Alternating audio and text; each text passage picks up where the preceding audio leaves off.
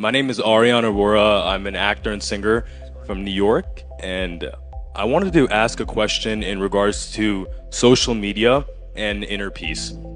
Now, in this day and age of social media, there's always negative and positive sides of it, right? And we're all trying to find that inner peace within ourselves, but social media has become a medium to spread spirituality throughout the world, to spread this wisdom to everybody, especially the youth.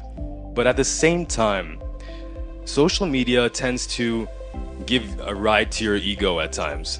And even in the process of creating content and hopefully creating content with a positive mindset, with a purpose, sometimes you get into that mindset of likes, what other people are going to think. And during that process, sometimes you feel like, oh, maybe if I do this, that will be better and more perceived and accepted by other people.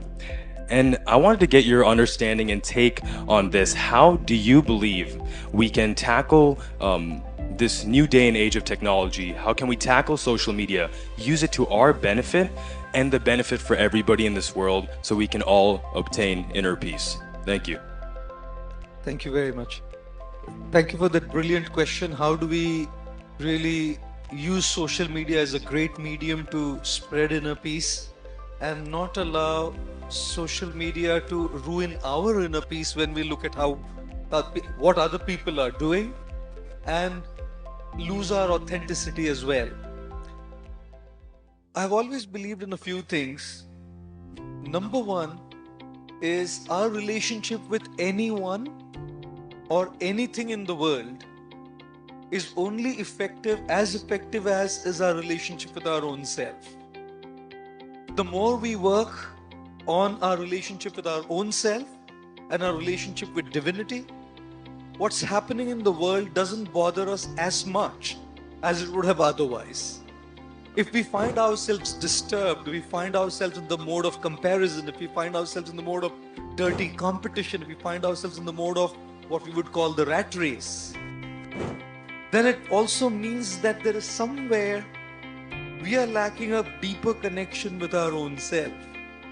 Which is precisely why people who are out, just like a massive tree, a huge tree, the way it grows above the ground, that's how much the roots have to go deep within. If the roots are not deep, if the roots are not strong, a storm, you wouldn't even need a storm in fact. A small gush of wind can bring the tree down if the roots are weak. So the more we grow externally, that's how much we have to do internal work. And if we find that internal work is lacking, the external tree is going to be a threat. So number one, I feel it's critical and very crucial and important that we have a spiritual practice, a sadhana, on a daily basis where we make connection with our own self and we make connection with divinity. Because when that relationship is in place, then the external elements cannot threaten us as much as they would have otherwise. Right? Number two is, when we are talking about social media today is one of the most powerful mediums to communicate, express, and spread what we need to spread. We can spread negativity, we can spread gossip, we can spread hatred, we can spread love, we can spread divinity, we can spread peace, we can spread spirituality. It's a powerful tool. The issue is when instead of using it as a tool, we become a tool. And that's why living in awareness is very important.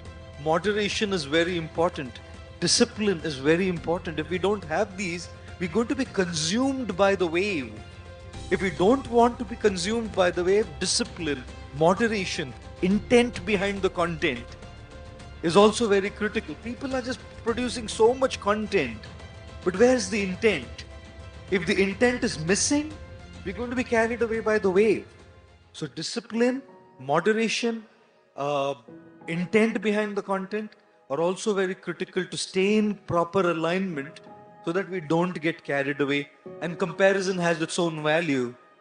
When we look at what others are doing, we can seek inspiration to follow our aspiration.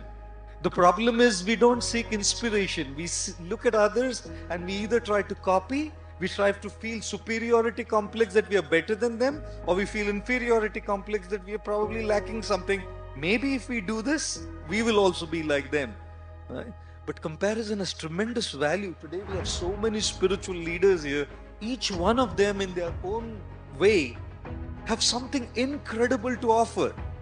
If we are looking at it that way, we're going to say, wow, I've learned so much from each one of them, and I feel enriched and nourished, inspiration to follow my own aspiration. So I can look at so many content creators on social media, seek inspiration from their qualities, seek inspiration from their ideas, seek inspiration from their fundamentals, then to work on my own journey and what I'm myself doing. And usually I say this just to end my answer. I like to say that, back in the day when people would fast, there would be religious and spiritual fasts. The driver who brought me here has been fasting now, ending for Easter and Good Friday. He said he's holding a 40 days fast, 1 meal a day. In the modern day and age today, when we are looking at a spiritual fast, I think a spiritual fast should be a fast from social media, a fast from smartphones, a fast from Google. And if we do all of that, probably God will come down and say, it's okay, my son, please take it easy. I'm feeling heartbroken seeing your determination. So thank you very much for that. Thank you so much, Gaur Gopal Das ji. Thank you.